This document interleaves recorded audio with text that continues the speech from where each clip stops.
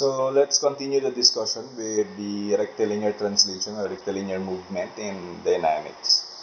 So as I've said before, during our face-to-face class, we will continue with the graphical method. So say for example, this sample number 5, the ST graph or the position time graph for a train has been experimentally determined. From the data, construct the VT, velocity time, and acceleration time graphs for the motion.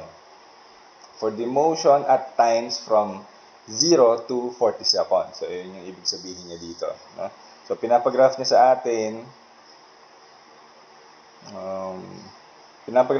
atin itong from time 0 to time 40 seconds. Tapos nagbigay siya ng condition. Sabi niya, from 0 to 30 seconds, the curve is S is equal to 0.40 squared. So, ito yung equation natin ng ST graph magmula 0 to 30. And then, it becomes straight. Sabi niya, naging straight daw from from time that is more than 30 seconds na. So, anong nangyayari doon? So, let's see. So, first, alamin muna natin ano yung distance when time is at 30 seconds. No? Kasi ang nangyayari, if you are to graph yung ST graph from 0 to 40, dadaanan natin yung 30 seconds, yung 30 seconds time. No? Kaso nga lang, at point of 30 seconds, hindi na siya naka-curve. Hindi na ito yung equation natin at that point. Magiging straight daw. Notice na itong equation na to is on the second degree. So, ibig sabihin, parabolic yung plot nito. It's a curve, no? Pero after daw nito, at 30 seconds, naging straight siya. So, alamin muna natin ano yung distance natin after 30 seconds. So, we simply substitute the value of time. So, ayun. So, we can get S is equal to 360 meters. So, ngayon, kapag ipa-plot natin yan, ayan, ito yung magiging itsura niya. So, from 0 to 30 seconds, hanggang dito, yung kulay blue, ayan. So, this is 30. Hindi lang nasulat yan. 29, 30. Ito yung line ng 30. Right? So, from 0 to 30, the curve is S is equal to 0.40 squared. That is the equation of the line. Alright? And then from this point, which is at time 30 and at distance 360, ayan, yung nakuha natin. Ayan. From this point, papuntang 40 seconds onwards, naging straight line na daw yan. Alright, so ang pinapaplot sa atin is from 0 to 40. So basically hanggang dito. No? But take note, sabi niya nga, from 30 seconds, magmula dito, naging straight line na daw yan. Alright? Ngayon, para ma-plot natin tong line na to, kailangan natin malaman yung slope niya. No? And this line would be tangent doon sa point na to ng parabola. So if we are to continue plotting yung parabola, so magiging ganyan yan. So nandito yan, magiging yan, parabolic yan. Tapos ito yung magiging tangent line. Alright, tangent line niya to. So kailangan natin malaman yung slope niya at this point. Yung slope ng tangent line at this point. No? So para malaman natin yun, alam natin na based from your analytic geometry, that the slope n, ito yung slope natin, n, is equal to dy over dx, or y over x, rise over run. No? From this graph, lumilitaw na yung y natin is yung position, and then yung x natin is yung time.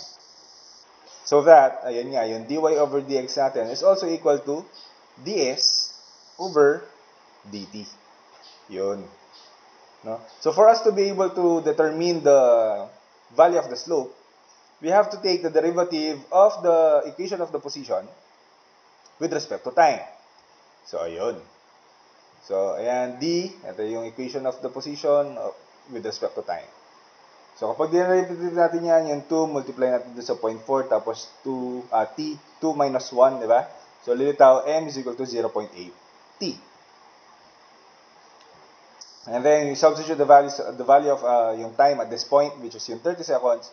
So, we get that the slope is equal to 24. So, ibig sabihin, from this point, papunta onwards, from point 30 seconds onwards, straight line na siya with a slope of 24. Alright. Ngayon, para malaman natin yung equation ng line na to, we can use from the analytic geometry, yung point slope form. Alright, that y minus y1 over x minus x1 is equal to the slope. And since sabi nga natin, yung y natin, yung vertical coordinate natin would be yung position, and then yung horizontal or yung x component would be yung time. So, lilitaw na yung y, yun yung s. Yung x, yun yung t. And then, meron na tayong point. Ito yung starting point natin. So, 30 seconds and 360. Sorry. So, yeah. So, yun yung sa position natin, 360. Alright. And then, yung sa time natin na 30. Okay? So, from there, simplify. So, s minus 360 is equal to 24 multiplied by t minus 30. You simplify it further. So, magiging, ayun na, s is equal to 24t minus 360. So, ito na yung magiging equation natin for this line. From this point, hanggang doon. Hanggang magtuloy-tuloy na. No? So, we are to graph from 0 to 40. So, from 0 to 30, ito yung graph natin for the position time, ST graph. And then from this point, magiging straight line na. So, hanggang dito sa 40-second time. And when t is equal to 40 seconds, so para lang makita natin ano yung magiging position natin when t is 40 seconds, so s is equal to 600 meters. So, dito dapat nakatapat na siya sa 600. So, ayun, 600. Alright, so, ayun, 40 seconds. Alright, so, tama naman yung graph natin dito. Okay. So, again, yun nga, pinapakita ko sa inyo. So, this time, on this graph, for the ST graph, from 0 to 30, ito yung magiging equation ng line natin. And then, from this point onwards, ito na yung equation ng line natin. Pero, sabi niya, ang pinapagraph sa atin is yung VT and yung AT graph. No? So, paano natin gagawin yan? So, kailangan natin malaman yung equations ng VT and AT. But apparently, magkaiba nga sila. So, you have to take yung graph netong from 0 to 30 and 30 to 40 seconds separately. Alright? So, dito, yung 0 to 30 natin, that would be yung 0.4 raised to, 0.4t raised to squared. And then, derivative mo yan, magiging 0.8t.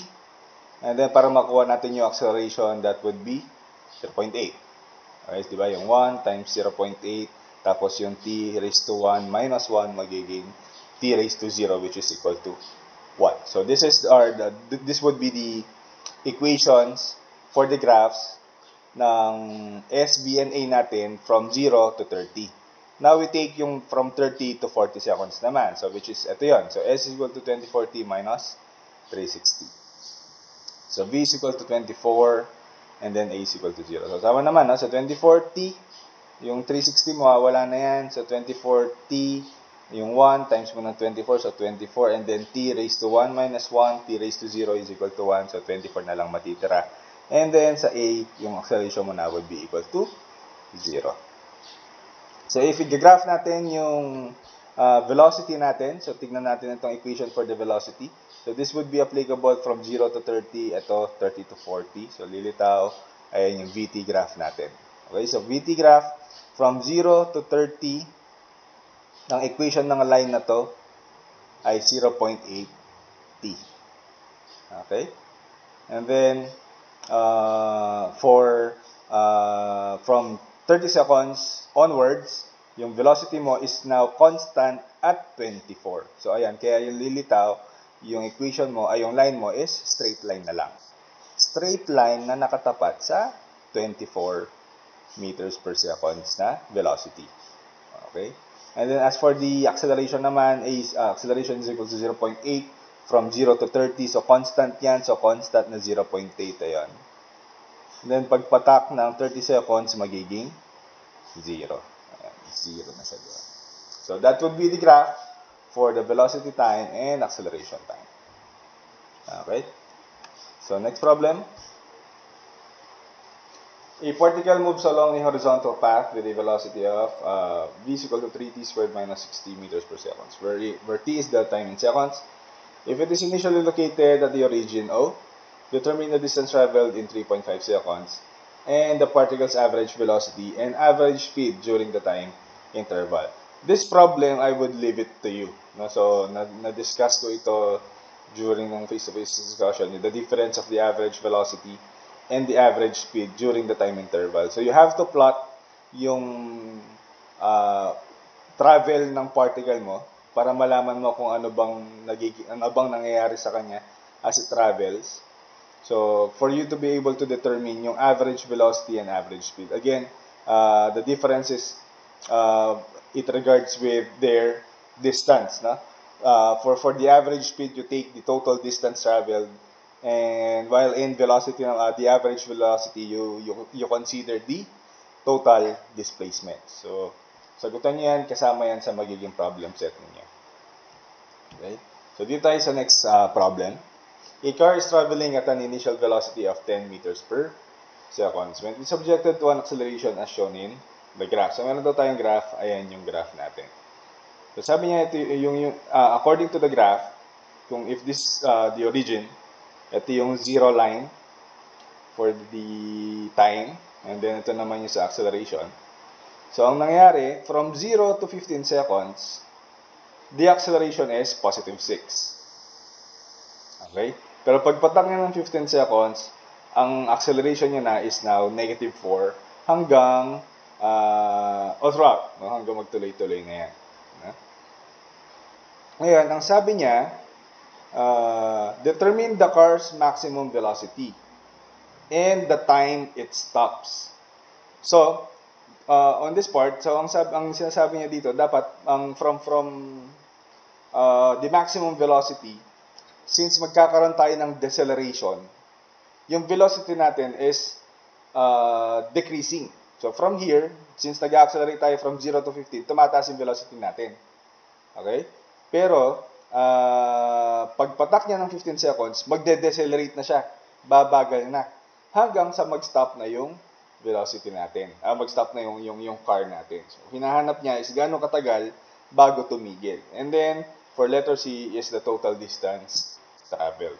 Ngayon, so we can continue with this problem, we have to take yung area nito at saka yung area nito. So we call them area 1 and area 2. Okay? Simply, multiply mo lang naman itong 15 seconds doon sa 6. So, area 1, ayan, 6 times 15, that would be 90. Then yung area 2, hindi pa natin alam kasi letter T pa to. Yun nga yung pinapahanap dito, yung the time it stops. So, mamaya, balikan na lang natin yung area 2. Area 1 muna tayo. So, for area 1, 6 times 15, so that would be 90. And then, ang sabi niya, a car is traveling at an initial velocity of 10 meters per second. So, ibig sabihin, if you are to graph yung VT graph natin, the vertical line for the velocity, meron tayong initial velocity. Ayan dito. Wala siya sa 0. Ito yung 0 eh. No?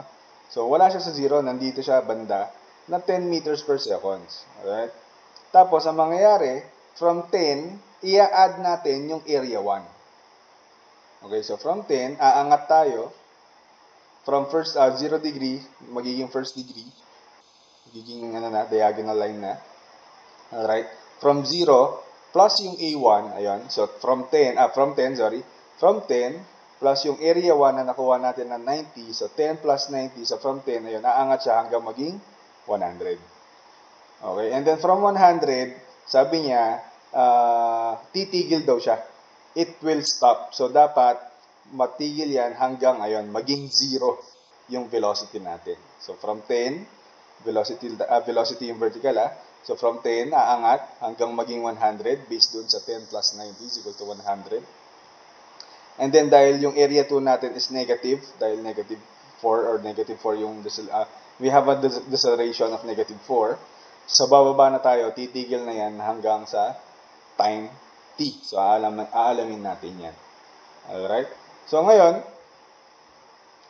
para malaman natin yung time t, so, ang sabi niya nga, the time it stops. Yung hinahanap niya, yung hanggang tumigil siya. Okay? So, dapat from 100, if we are to add yung area 2 doon sa 100, dapat ang total must be 0. Okay? So, ano gagawin natin? So, lilitaw, dapat 100, ayan dito, plus A2, which is ito yon, must be equal to 0. And based dito sa graph ng acceleration graph natin, the deceleration is negative 4. So, the area 2 is equal to negative 4 times t. Alright? Times t2. T2 is not the same with t. No? Si t is the total time from 0 to t. Wherein yung t sub 2 naman is yung ito lang, from dito hanggang doon. Okay? So, area 2, from here, makukuha natin 100 minus 40 sub 2 is equal to 0. So, T2 pala is 25 seconds. So, dapat negative 4 times 25 is 100. So, 100 minus 100 is equal to 0. So, tama nga naman. Okay? So, ngayon, itong 25 seconds na to, ito yun. Magmula dito hanggang doon. So, ano yung total time natin? The total time would be from 0 to 15 and then 15 plus 25. So, that would be 40 seconds. So, for letter A, the maximum velocity based dito sa graph ng VT natin, the highest value of velocity is 100. So, ito yung sagot. Ito. Alright? Sorry. Ayan. So, from this graph, the maximum velocity from this graph is 100. Okay? And then the total time naman hanggang mag-stop siya, take note the answer is not 25. Ang kinukuha natin is the total time. So, magmula dapat doon sa origin hanggang doon sa pinakadulo, which is 15 plus 25. So, the total time would be 40 seconds. Now, next na tanong is kung gaano kalayo yung na-travel niya. So, we have to take yung area 3 and then yung area 4. Ayun. So, para mag-graph natin, bakit natin kukunin yung area 3 tsaka yung area 4? Para mag-graph natin yung position. So, again, ganun pa rin. Ina-add lang lagi natin yung area. Okay? I think na-tackle niya yata ito sa statics ninyo. Yung shear and moment diagram. Halos same concept. No? Same concept siya. So, you take the area from the initial. So, for example, dito wala namang nabanggit na initial position. So, we assume it is 0. So, from 0 position, you add yung area 3 and then you add yung area 4 para makuha natin yung final position niya. No? So, dito, sa area 3, it is trapezoidal. Trapezoidal to. Para makuha natin yung area niyan, so area 3 is equal to 10 plus 100 over 2 times 15. Okay? So, base 1 plus base 2 divided by 2 multiplied by the height. That is the formula for the trapezoid. So, that would be equal to 825. And then, diretso na tayo dun sa area 4. So, area 4 would be a triangle shape. So, 1/2, the base is 25 seconds. Take note, hindi yung 40 Yung 40 kasi, yun yung buo. Dito lang tayo, yung triangle lang, which is yung 25 seconds. So, 25 multiplied by the height na 100. So, 1 to 50. Ngayon, again, sa problem, wala namang nabanggit na initial position. So, assume it starts with 0. It starts at the origin. So, from 0, mag-a-add tayo ng 825. Tapos, since positive pa rin, nasa taas pa rin naman ito ng graph, so positive pa rin yan, nag-a-add pa rin tayo. So, mag-a-add tayo ng 1 to 50. Ayun, 2075. So, 825 plus 1250, plus 1250 is 2075. So, ayan. Alright. So, the answers are, for the question, maximum velocity is 100 feet per second. And then, the total time until it stops is 40 seconds. And then, the position is 2075 feet. Okay? Next problem. A particle moves in a straight line with acceleration shown in the figure. Okay. with the initial velocity is equal to negative 14 feet per second. Plot the Vt and xt curves for 0 to 15 seconds and determine the maximum value of the velocity of the particle. So, para makuha natin yung maximum velocity of the particle, again, we have to plot yung Vt graph. Okay, so, para ma-plot natin yung Vt graph, we take the areas from A1, A2, A3, and A4. So, A1 is 6, 2 times 3, di ba? This is 2. And then yung acceleration is 3. Ayan. So, 2 times 3 is 6. And then from 2 to 5, so 2 to 5 is 3 seconds, multiplied by the acceleration 8. And then from 5 to 8 is another 3 seconds. So, 3 times yung acceleration na 3. Ayan. So 9.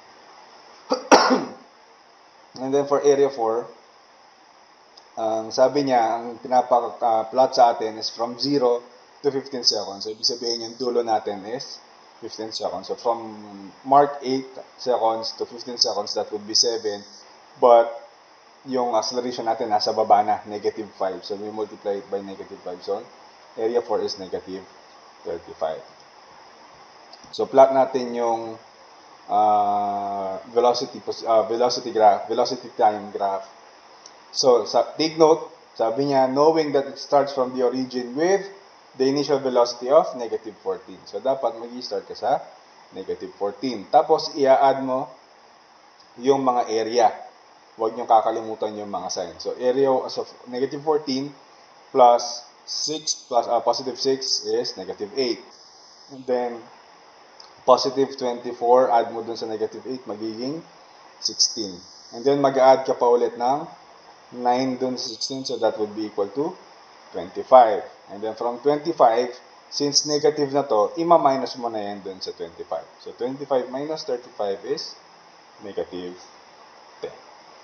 So, ayan yung graph natin. Ayun. Okay. So, ang tinatanong naman dito is determine the maximum value of the velocity of the particle. So, yun lang muna yung focus natin. I think, sasama na lang natin sa problem set niyo yung xt curve. No? You have to take yung area na to, tsaka yung area na to, para makuha nyo, para ma-plot nyo yung xt curve niyo or yung st curve niyo. Okay? So, but for the maximum value of the velocity, it's just simply yung pinakamataas na value ng velocity dito sa Vt graph natin, which is yung 25 feet per second. So, ganun lang kadali. Okay? So, which is at 8 seconds. Ayan, kasi ito yung 8. So, kung sakaling tinatanong kung nasaan yung maximum velocity natin, nasa 8 seconds mark time siya. Okay? So, ganun lang yan. Okay. So, next naman, we try this, problem na meron na tayong constant acceleration. So, before we start, i-recap lang natin yung formula natin for constant acceleration. So, ito yung mga formula natin. So, V is equal to VO plus AT, wherein V is the final velocity and VO is the initial velocity. A, the acceleration, and T is time. And then V squared plus VO squared plus 2AS, wherein yung S mo is the position. And then S is equal to VOT plus 1/2 AT squared. So, yan. Again, VO is the initial and T is time. And acceleration. A is the acceleration. So, check natin yung problem. Sabi niya, a motorist enters a freeway at 30 miles per hour and accelerates uniformly to 60 miles per hour. From the odometer in the car, the motorists know that she traveled 550 feet while accelerating. For letter A, determine the acceleration of the car in feet per second squared. And B, the time in seconds required to reach 60 miles per hour. Take note, ang sabi niya, nagda-drive daw siya sa freeway starting at 30 miles per hour. Tapos nag-accelerate uniformly, so ibig sabihin uniform acceleration tayo, constant acceleration tayo, to 60 miles per hour. So, take note, itong 60 miles per hour, hindi acceleration yan. Yan yung final velocity niya. So, sabi niya, nag-accelerate daw siya, starting from 30 miles per hour, papuntang 60 miles per hour. Sa odometer, nakita niya daw that she traveled 550 feet while accelerating. So, yun, pinapahanap sa atin is the acceleration and yung time in seconds nung ma-reach niya yung 60 miles per hour. So, check natin yung mga given, himayin muna natin. So, we have the initial velocity of 30 miles per hour and then meron tayong final velocity na 60 miles per hour. Meron tayong distance na 550 feet. And then, alam natin that the conversion, para maging constant tayo sa mga units natin, miles, tapos meron tayong feet para ma-convert natin yan. Alam natin that 1 mile is equal to 5,280 feet. Ngayon, para maging mas madali yung computation natin, i-convert na natin yan. No? So, yung miles per hour, i-convert natin into feet per second. So, yung 30 miles per hour, yung miles para makancel, kailangan multiply natin yun ng 5,280 feet is equal to 1 mile. And then yung hour para maging seconds, i-multiply natin yun ng 1 hour over 3,600 seconds. So, lilitaw, the initial velocity is 44 feet per second. So, you apply the same process doon sa final velocity natin. You multiply it by 5,280 and divide it by 3,600, you get 88 feet per seconds. Okay, so ito na yung gagamitin natin para maging constant tayo since yung pinapaharap din naman sa atin na time is in seconds din. And then yung travel distance sa atin is in feet, so pwede natin gamitin ito, feet per second. Okay? So based doon sa given natin, ano ang pinaka-applicable na formula? So unang hinahanap is acceleration. We have the initial and the final velocity and we have the distance. So, ano yung pwede natin gamitin? Ayun, ito. Meron tayong final velocity, initial velocity, and then meron tayong distance. Ang hinahanap yung acceleration. So, makakalaman natin yung acceleration. So, using that formula, apply lang natin. So, the final velocity is 88 squared plus, is equal to the initial velocity of 44. So, 44 squared plus formula 2 multiplied by the acceleration. Yan yung hinahanap. You multiply it by the total distance na 550. And then, calcu, makikita nyo that the acceleration is equal to 5.28 feet per second squared. Next naman, the time in seconds required to reach 60 miles per hour. So, since meron ka ng acceleration, pwede mo nang gamitin tong formula na to. No? V is equal to VO plus 80. So, again, apply mo lang 88 is equal to 44 initial velocity plus yung nakuha natin na acceleration na 5.28 and then you multiply it by the time. So, from here, makuha natin time is equal to 8.3333 seconds. Okay? So, madali lang. Next problem tayo. Try naman natin to. A motorist is traveling at 54 kilometers per hour when she observes that a traffic light 240 meters ahead of her turns red. The traffic light time to stay red for 24 seconds. If the motorist wishes to pass the light without stopping, just as it turns green again, determine the required uniform deceleration of the car and the speed of the car as it passes the light. Bisa natin ulit yung mga formula natin, ayan, and then yung mga given. So we have the initial velocity of 54 kilometers per hour. Convert natin yan into meters per second. So 1,000 meters is equal to 1 kilometer. 1 hour is equal to 3,600 seconds. So, lilitaw, ang initial velocity natin is 15 meters per seconds. Ngayon, ang gagamitin natin na formula para makuha natin yung una, yung deceleration. Okay? So, yun, lumitaw na, no? So, ito ang pinakamagandang gamitin natin. So, since we have, meron tayong given na 240 meters na distance, we have the initial velocity, VO, and then meron tayong time, ayun. The traffic light time to stay red for 24 seconds. So, meron tayong time. So, ma-apply natin yung time. So, ano na lang nawawala? Yung acceleration na lang. So, from here, makuha natin the acceleration is equal to negative 0.4167 meters per second squared. So, tama nga naman, negative siya kasi bumabagal siya as it goes through the traffic light. Yeah? And then, for letter B naman, the speed of the car as it passes the light. So, since we have the acceleration na, we can use yung unang formula na. So, V, the final velocity, yan yung hinahanap natin, is equal to 15, yung initial velocity, plus yung acceleration na nakuha natin, which is negative, dapat, ayun, huwag nyo kakalimutan. negative 0.4167 multiplied by the total time. So the final velocity would be 5 meters per seconds. So, yun na. So, very basic. Next naman,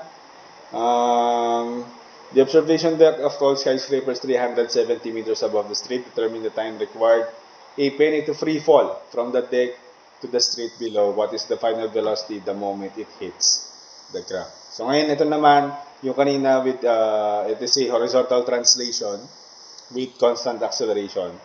While here naman, this is a free fall problem.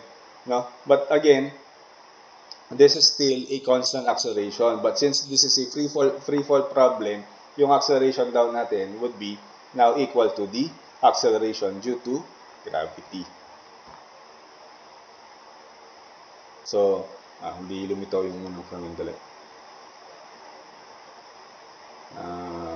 Anyway, sige, tuloy na lang natin. So, dapat may lilitaw pa na formula dito, yung original na formula nito, which is yung S is equal to VOT plus 1/2 AT squared, di ba? So, kaso nga lang, since it is free fall, determine the time required to free fall, sabi niya. So, ibig sabihin, wala siyang initial velocity. Kaya yung VOT, makakancel yon. Plus 1/2 AT squared. Ito yun, 1/2 AT squared. Yun nga lang, yung acceleration natin is now equal to the acceleration due to gravity.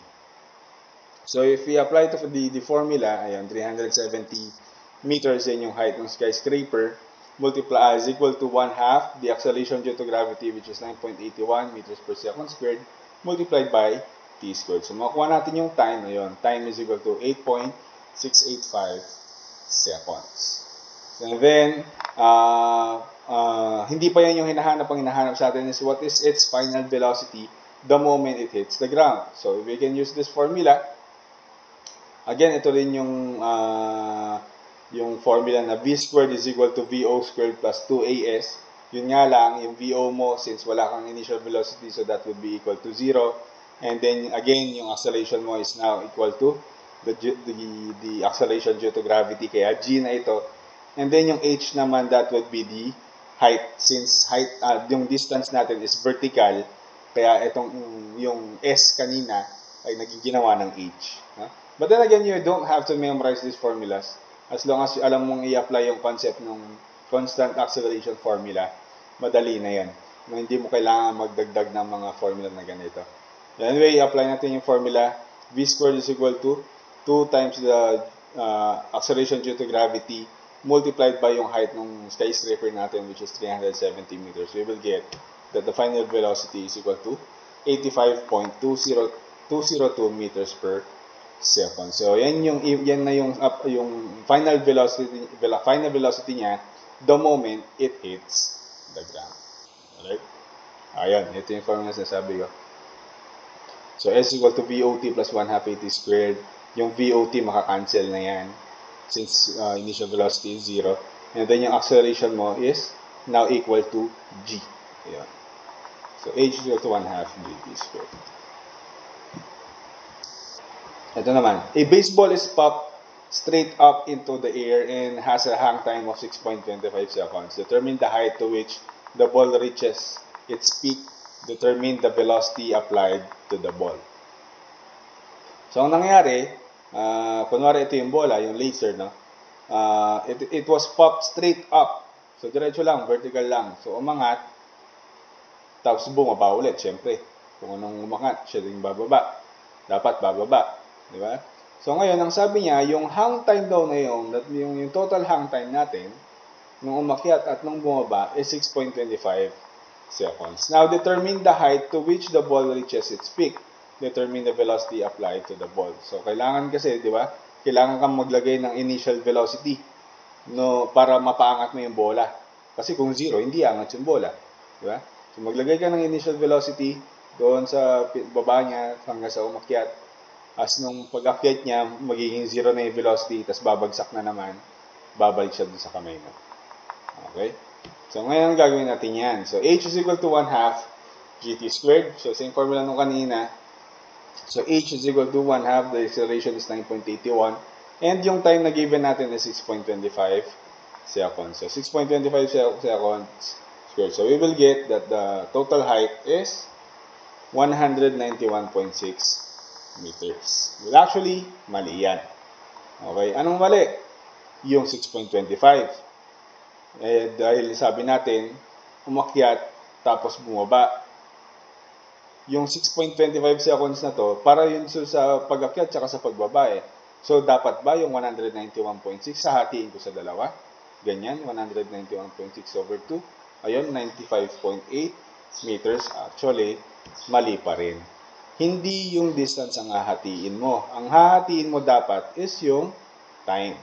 Take note, kung since straight up lang yan, without any other application of the force, ang nag-cause lang ng deceleration yan would be the acceleration due to gravity. So, yung time nung umangat siya and then yung time na bumaba siya, equal lang. So, yung hang time should be divided into 6 point, yung hang time na 6.25 seconds should be divided by 2. So, lilitaw, dapat, if we are going to use this formula, dapat 1/2 multiplied by 9.81 multiplied by, ayun, 6.25 over 2 squared. At doon pa lang lilitaw yung tamang sagot. That h is equal to 47.9 meters. Okay? So, take note of that. Huwag kayong magpapalito dito. Okay? Kasi baka mamaya, meron nga kayong formula, 1/2 gt squared. Linista niyo yung mga given nyo. Meron kang acceleration na due to gravity na 9.81. Tapos meron kang given na 6.25. Yun na agad yung linagay mo doon. Magkakamali ka. No? So, ingat kayo sa pag-solve ng mga ganitong problem. And to determine naman yung velocity applied to the ball, so we can now say na actually, since yung pag-angat at saka yung pagbaba is pareho lang. No? Ang nangyari nga lang, doon sa pag-angat, the initial velocity, doon tayo hindi zero. And then yung magiging final velocity mo is yung at peak, which is titigil siya at moment, for some moment, and then bababa ulit, hanggang ma-reach niya ulit yung initial velocity na nalinagay mo at the same point. Okay, so either way, pwede mong gamitin naman na yung zero yung magiging VO mo, but regardless, makuha mo pa rin yung same na sagot. Lilitaw lang dito, this would be VO squared. No? But, ang gagawin ko na lang, magmula dun sa taas, since naka-zero siya, di ba? Titigil siya dun eh, di ba? Angat, tapos titigil sandali, tapos bababa. So, ibig sabihin dun sa taas, yung initial velocity is 0. Tapos hanggang pagbaba niya, ayun, dun sa pagbaba niya, since nag-accelerate siya due to gravity, magkakaroon ka ng final velocity. So, using this formula, so v squared is equal to 2 times 9.81, that will be the gravity, the acceleration due to gravity, multiplied by yung tama kong nakuha natin na height, which is yung 47.9, multiplied by 47.9. So, that would be equal to 30.66 meters per seconds. Right? So, that will be the answer for this problem. So, yung height and velocity. Okay. Ito naman yung kanina.